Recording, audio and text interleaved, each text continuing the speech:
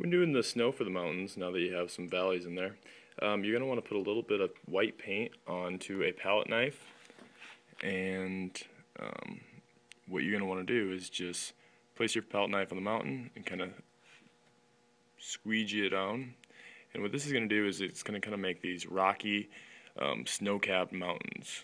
Okay, you can kind of just play with that snow a little bit, and it's going to be going in all different areas. So don't feel like you're going to mess up with the mountains of the snow. Too much is not always a good thing, so sometimes it's good just to do less, or else do a little bit, step back, take a look at it, see if you need to adjust anything. If you need to blend it at all, you can go in here and blend out some of those areas where it might be a little bit too much.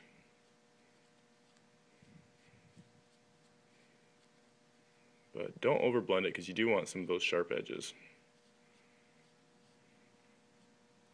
And the very top, maybe there's some fresh snow up there.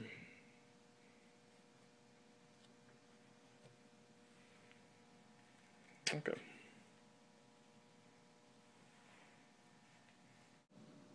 Alright, we're going to start doing some of the tree line. We're going to bring some green throughout this area and start pulling it down. Okay, like I said, you work back to front. Farthest away is the sky, then it's the mountains, then it's going to be some of the greens in the trees, and as you get down here, we might put a little lake or something down there. And then you go back and you start doing some of the bigger trees, some of the more details to the foreground. Always background to foreground. We're going to mix up a little bit of greenish blue, and the reason why we don't use straight green is because the sky is going to change the color of the trees, and also trees have a little blue in them as well. So we're going to mix up some green. We're going to put a little bit of black in there just to darken it as it's farther away.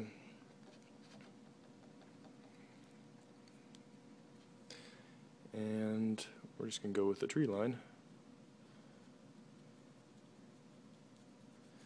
And dry brushing is what I'm doing right now. Is going to be without as much water. Okay, washes, you're going to have a lot more water. You might even have some trees going up into the mountains. You can just kind of dab some of those in there. Blend it.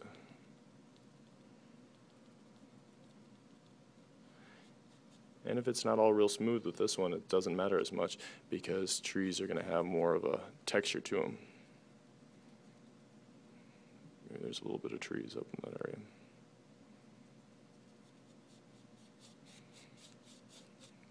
Okay, as I bring it down, it's going to be more of a wash again.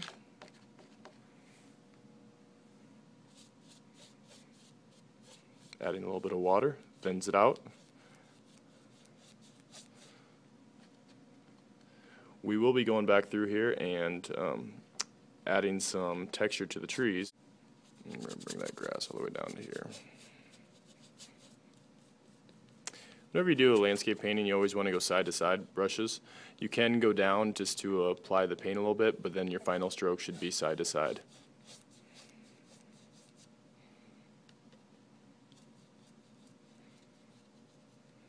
Like I said, this doesn't have to be very blended because you're going to be going over it, and trees don't have the smoothest texture. We're going to put a little lake or something right here, and whenever you do some kind of water, it's always going to reflect what the sky is doing. So for this instance, it's going to be mostly bluish white. And I don't want to mix too much because I like to mix my paint on the canvas more than in the palette. Lakes are always going to be nice and flat when you're looking at them. You might see some kind of reflection of the mountain as well, so we can add that in a little bit later. Do a nice blue wash here. And we're going to say this little shoreline deal is going to be sticking out, so this will be a separate thing. Alright, we're going to put a little bit of the mountain in there just to show that it has some kind of reflection value. And it doesn't have to be exact or anything, it just needs to follow the same area that the mountain was over here on top.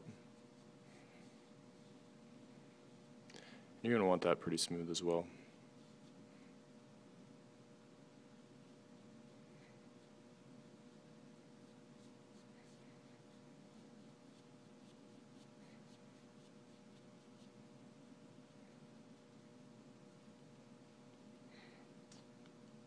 This one's the tallest, so I'm going to make this one a little bit bigger. And I'll have some kind of reflective value. Alright, now that we have the reflection and the foreground where the tree's going to go, and then we have the background where it's just kind of all green right now, I have a little tool. It's just a stick with a bunch of rubber bands cut in half, and they're just duct taped together.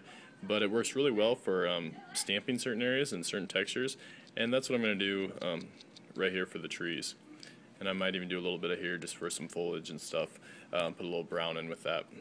I got paint green, blue, and brown. And I don't want to mix it too much because I want some different colors in there. And so I just dab a couple times right here, and then when I go on to my painting, I'm just going to go through here and add a little bit of texture. And you're just going to stamp those on.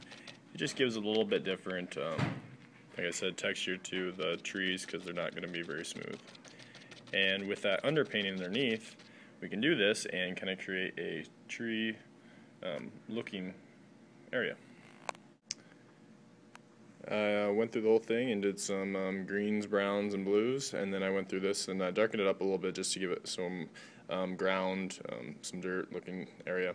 And what I'm going to do now is I'm going to go in here with a smaller brush and do some of the shoreline, just some little bit of details as I get moving forward. I'm going to get that in there, and then I'll start drawing a couple, or painting a couple trees in here, and I'll show you how to do that. Alright, I got the shoreline, and I'm going to start bringing up just a straight tree. It's going to go all the way up like that. And I'll probably put a couple more in there. But just starting the trees, you're just going to want to go straight lines, straight up, especially evergreen trees. I'm going to probably put a couple in varying heights, and just to show that there's different sizes and it's not just one tree sitting right here.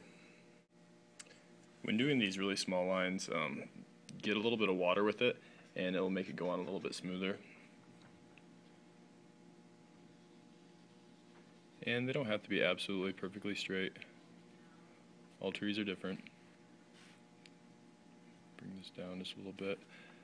If you want, you can go ahead and put a little bit of highlight on them, but they're going to have a lot of cover with the branches. Probably put a couple more in there. I got 3 trees, and I got kind of one falling down too, just to change it up. When you start doing the branches are going to start coming out, and use the direction of the brush and the bristles. I'm using a flat brush, and you can just kind of slowly work your way down. Again, I just have some green, blue, and brown. I'll go back and do some highlights later, but it's not going to be always perfect. There's some branches that might have a little bit of spacing in between, like this one, and you're just going to kind of stamp it in there with your brush.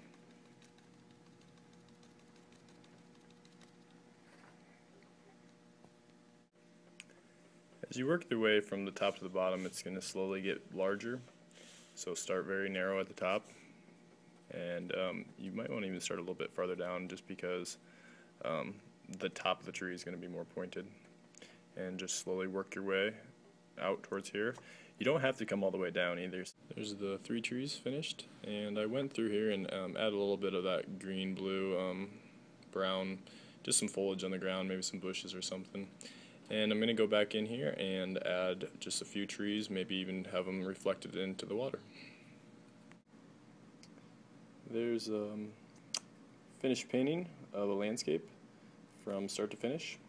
Thank you for watching.